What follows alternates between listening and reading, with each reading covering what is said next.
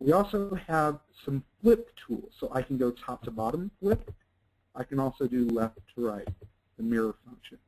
So I have just a couple of additional options in that property panel for manipulating objects using the move tool in conjunction. So just those two together will allow me to do some things I couldn't do before. So just a little bit more fun. Okay?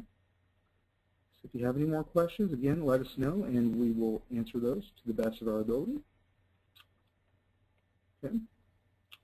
Moving on, we're going to get to probably the most fun, virtual transparency. Okay, this is where I think it gets probably the most useful outside of the software. And when I say that, you'll understand what I mean in a second. But probably the most useful outside of the software that it could be. Virtual transparency is this button up here in the toolbar that looks like a square with an arrow coming out of the left.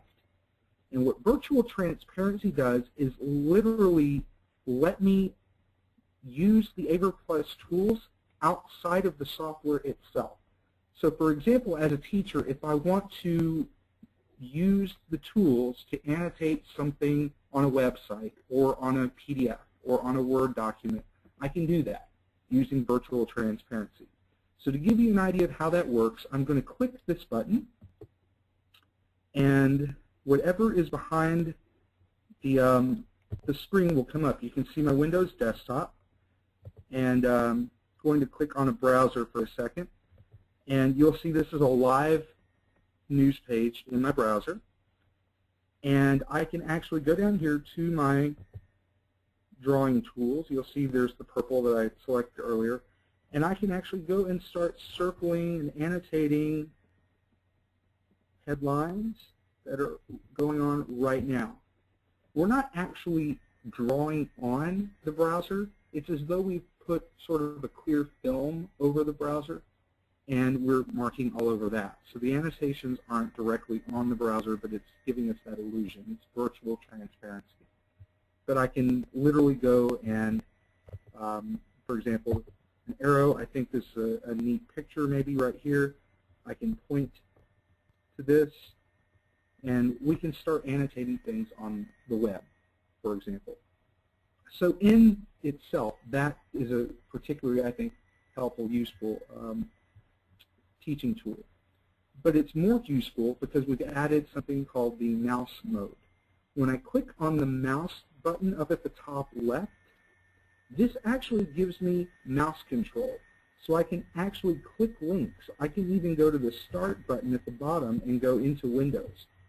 But I can actually click on the link, maybe the Kagan link here, and this will go into a whole new page. So I could actually go to this picture, for example, click out of mouse mode so I have my tools again, and I once again could start drawing arrows. I've already got one arrow there, but I could, I'm drawing the arrow the wrong way, but I could draw arrows as much as I needed to. I could underline and start doing things of that nature. But once again, I can mark up things that are outside of the software. So just a really handy tool to have. So I want to show you how to do this with something beside a web page. So I'm going to go to my eraser tool, and I'm going to erase everything for a second. And I'm actually going to go into the mouse mode, and I'm going to open up a PDF that's here, which is, you see I'm manipulating Windows right now, but I'm still in the program. And these are just notes for a Media Law and Ethics unit. And so I'm going back into AVer by going to the mouse button again, which takes me back into the annotation. And I'm going to go into my 3-hand tool, and there's a button at the bottom that's yellow. It's actually been, the transparency's been turned down to 34. Anywhere in the 20s and 30s will give you kind of a highlighter effect. It doesn't look that way until you kind of let go.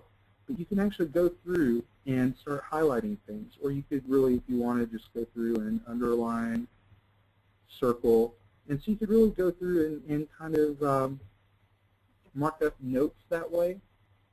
When we do that, we can actually capture these images, do video capture, do image capture, save them to our presentation, save them as independent JPEGs, and create lessons out of that. Or we could just do it on the fly so that students could see the really important parts of our lessons as we do them. So virtual transparency is a really powerful tool. We'll show you how to do the recording and capturing in our next webinar.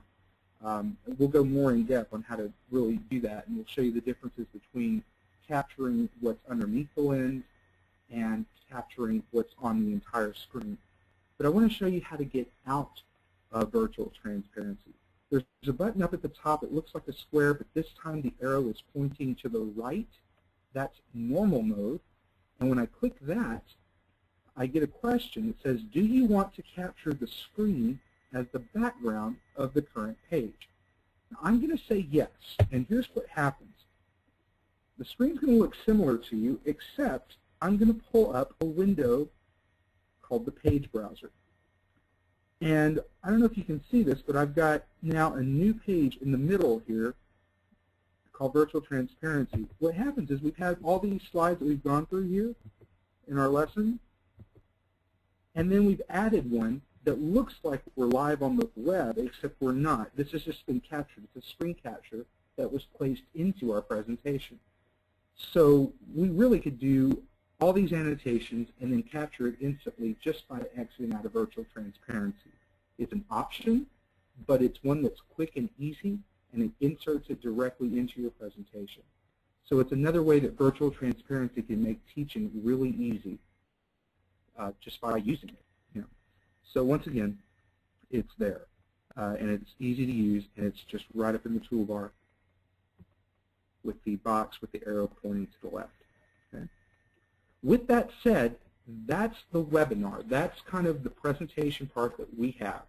This is purposely short. We wanted to just touch on basic tips and tricks, focusing on the Move tool, focusing on the property panel and virtual transparency, and we purposely left lots of time for questions and answers. So I want to open this time up. I know that I can't hear you, but definitely want you to use the chat tool so that you can communicate with me and with Michael so that we can answer your questions. Please feel free to stay here and ask those questions if you have them. Otherwise, please, thank you so much for being here this afternoon. I appreciate your time, especially during the summer. And email me if you have any questions. I'm brian.martinez@avermedia.com. Thanks so much, and have a great day.